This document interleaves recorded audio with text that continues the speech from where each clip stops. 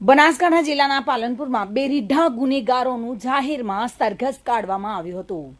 પાલનપુર પૂર્વ પોલીસે લૂંટ, ધાડ, હત્યા અને ખંડણી જેવા ગુનામાં સંડોવાયેલા બે રીઢા ગુનેગારને ઝડપી પાડી કોર્ટના વિસ્તારમાં જાહેર માર્ગ પર વરઘોડું કાઢ્યું હતું. આ આરોપીઓ સામે 10 દિવસ અગાઉ એક વેપારી પાસે તેને ધંધો કરવા માટે ખંડણી માંગવામાં આવતા ફરિયાદ દાખલ થઈ હતી, જેમાં પોલીસે બંને આરોપીઓને ઝડપી પાડી જેલના હવાલે કર્યા હતા. પાલનપુરમાં લોકો પર ધાક જમાવવા તેમજ લુખ્ખાગીરી કરી પૈસા પડાવવા અને હત્યા, ધાડ, લૂંટ જેવા ગંભીર ગુના આચરતા બે કુખ્યાત ગુનેગાર કોઈ વેપારીને ધંધો કરવો હોય તો મહિને 50,000 થી 1 લાખની ખંડણી વસૂલાત કરી ઇમરાન ઉર્ફે ભૂરો ઇલિયાસ મોહમ્મદ સિંધી તથા અફઝલ ઉર્ફે શિવો જફરુલ્લા ખાન નાગોરી આ બંને ગુનેગાર સામે 10 દિવસ અગાઉ એક વેપારી પાસે ખંડણી માંગવાની પૂર્વ પોલીસ મથકે ફરિયાદ દાખલ થઈ હતી. આ બંને આરોપીના નામ અસામાજિક તત્વોની યાદીમાં સામેલ હોય પોલીસે હ્યુમન સોર્સ અને ટેકનિકલની મદદથી આ બંને રીઢા ગુનેગારને ઝડપી પાડવામાં આવ્યા હતા, જેમાં એક આરોપી પાસેથી છરો મળી આવ્યો હતો. જો કે લોકોમાં આ આરોપીઓનો ભય દૂર કરવા માટે આ બંને આરોપીઓનું કોર્ટના ગ્રાઉન્ડમાં જ જાહેર માર્ગો પર વરઘોડું કાઢવામાં આવ્યું હતું અને આ બંને આરોપી નશાની લત ધરાવે છે તેમજ તેમની સાથે મર્ડર, ધાડ, લૂંટ અને ખંડણી માંગવાની 15થી વધુ જુદા જુદા ગુનામાં ફરિયાદ પણ થયેલી છે.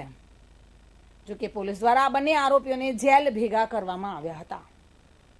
એમાં એવું હતું કે 10 દિવસ પહેલા એક ખંડણી બાબતની ફરિયાદ દાખલ થયેલી હતી.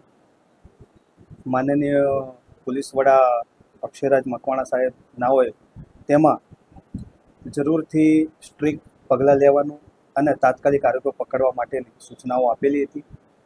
તેના અનુસંધાને બંને આરોપીઓ જે ખૂબ જ સાતીર છે, 15થી 20 ગુનાઓની અંદર સંડોવાયેલા છે.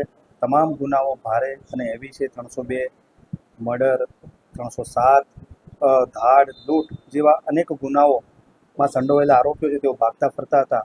તેઓને પકડી અને તેઓનું રિકન્સ્ટ્રક્શન કરવામાં આવેલું છે.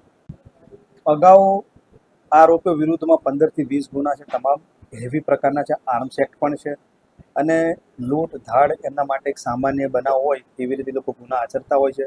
લોકોમાં, પાલનપુર શહેરના લોકોની અંદર તેઓ ધાક જમાવવા માટે અને તેઓને જો ધંધો કરવો હશે શાંતિથી તો તેઓને દર મહિને લાખ રૂપિયા, 1.5 લાખ રૂપિયા, 50,000 એવા ફિક્સ પૈસા આપવા પડશે. તેવી વેપારીઓ પર એ લોકોની ધાક ધમકી આપી અને પૈસા પણ પડાવતા હતા. એવી નાની નાની ફરિયાદો પણ અમારી પાસે આવેલી હતી, જેના આધારે અમે લોકો એક્ટિવ થઈ ગયેલા હતા અને બંને આરોપીઓને પકડીને જેલમાં ધકેલી દેવામાં આવેલા છે. આરોપીને જ્યારે પકડવામાં આવ્યો ત્યારે આરોપીની ફેંટમાંથી એક મોટો છરો પણ મળી આવેલો છે. એટલે આરોપીઓ ઓલવેઝ તેમની પાસે હથિયાર રાખતા હોય છે. અસામાજિક તત્વોની યાદીની અંદર પણ એ લોકોના નામ છે. ગુજરાત સરકારની જે અમે યાદી મોકલી છે તેમાં પણ એ લોકોના નામ અમે સામેલ કરેલા છે. આ બંને આરોપીઓ તો સાતીર છે જ, પણ જનતાને પોલીસ વતી હું અપીલ કરવા માગું છું કે ગુજરાત પોલીસ, બનાસકાંઠા પોલીસ હંમેશા આપની સાથે છે. આપની આસપાસની અંદર કોઈ પણ આવા લુખ્ખા તત્વો હોય, કોઈ પણ ગુંડા તત્વો હોય, અસામાજિક તત્વો હોય તો અમારી પાસે આવો. જો અમારી પાસે ના આવો તો આપનું નામ પણ ખાનગી રહેશે. એ રીતે અમને અરજી આપો અથવા તો ફોનથી આપ કોન્ટેક કરશો તો અમે આવા અસામાજિક તત્વો પર કડક હાથે કામ લઈશું અને તેઓને છોડીશું.